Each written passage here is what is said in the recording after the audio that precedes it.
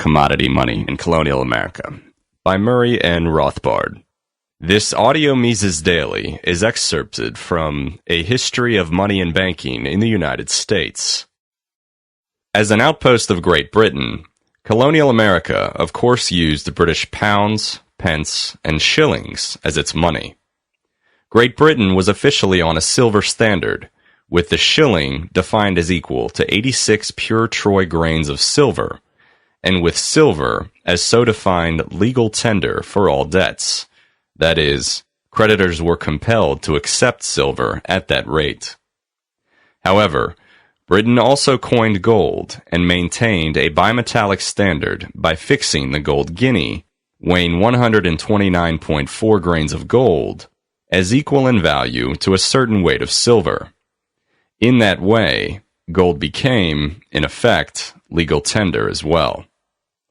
Unfortunately, by establishing bimetallism, Britain became perpetually subject to the evil known as Gresham's Law, which states that when government compulsorily overvalues one money and undervalues another, the undervalued money will leave the country or disappear into hoards, while the overvalued money will flood into circulation.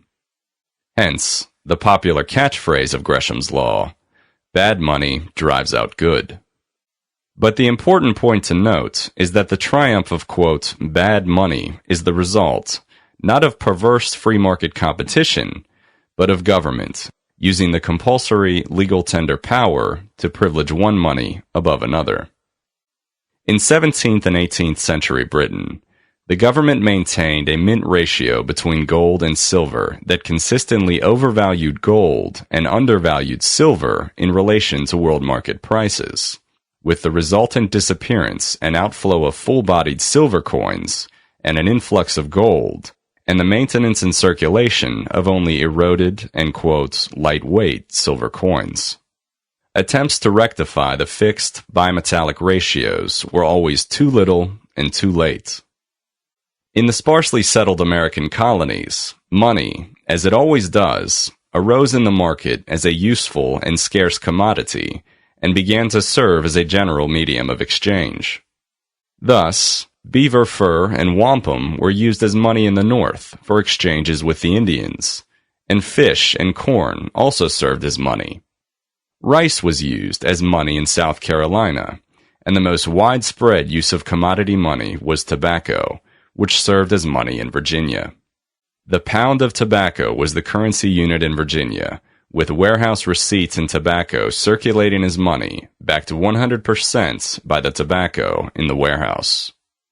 While commodity money continued to serve satisfactorily in rural areas, as the colonial economy grew, Americans imported gold and silver coins to serve as monetary media in urban centers and in foreign trade.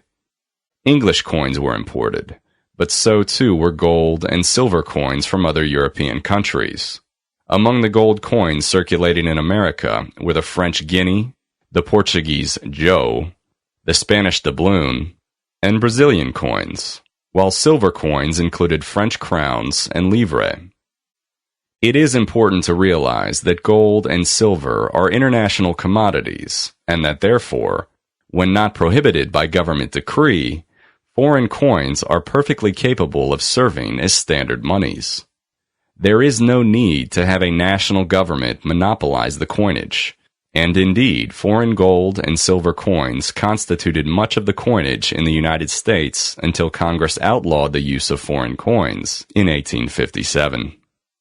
Thus, if a free market is allowed to prevail in a country, foreign coins will circulate naturally. Silver and gold coins will tend to be valued in proportion to their respective weights, and the ratio between silver and gold will be set by the market in accordance with their relative supply and demand. Shilling and dollar manipulations. By far the leading specie coin circulating in America was the Spanish silver dollar, defined as consisting of 387 grains of pure silver. The dollar was divided into pieces of 8, or bits, each consisting of 1/8 of a dollar. Spanish dollars came into the North American colonies through lucrative trade with the West Indies. The Spanish silver dollar had been the world's outstanding coin since the early 16th century, and was spread partially by dint of the vast silver output of the Spanish colonies in Latin America. More important, however, was that the Spanish dollar, from the 16th to the 19th century, was relatively the most stable and least debased coin in the Western world. Since the Spanish silver dollar consisted of 387 grains, and the English shilling consisted of 86 grains of silver, this meant the natural free market ratio between the two coins would be 4 shillings, 6 pence per dollar. Constant complaints, both by contemporaries and by some later historians, arose about an alleged scarcity of money, especially of specie, in the colonies, allegedly justifying numerous colonial paper money schemes to remedy that shortage. In reality, there was no shortage. It is true that England, in a mercantilist attempt to hoard specie, kept minting for its own prerogative and outlawed minting in the colonies. It also prohibited the export of English coin to America. But this did not keep specie from America, for, as we have seen, Americans were able to import Spanish and other foreign coin, including English, from other countries. Indeed, as we shall see, it was precisely paper money issues that led, by Gresham's law, to outflows and disappearance of specie from the colonies. In their own mercantilism, the colonial governments early tried to hoard their own specie by debasing their shilling standards in terms of Spanish dollars. Whereas their natural weights dictated a ratio of 4 shillings 6 pence to the dollar, Massachusetts, in 1642, began a general colonial process of competitive debasement of shillings. Massachusetts arbitrarily decreed that the Spanish dollar be valued at 5 shillings. The idea was to attract an inflow of Spanish silver dollars into that colony, and to subsidize Massachusetts exports by making their prices cheaper in terms of dollars. Soon, Connecticut and other colonies followed suit, each persistently upping the ante of debasement. The result was to increase the supply of nominal units of account by debasing the shilling, inflating domestic prices, and thereby bringing the temporary export stimulus to a rapid end. Finally, the English government brought a halt to this futile and inflationary practice in 1707.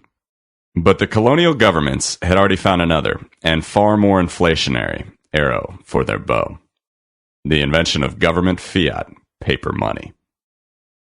The Ludwig von Mises Institute hopes you have enjoyed this audio Mises Daily. For a world of free market literature, media, and discussion, visit Mises.org.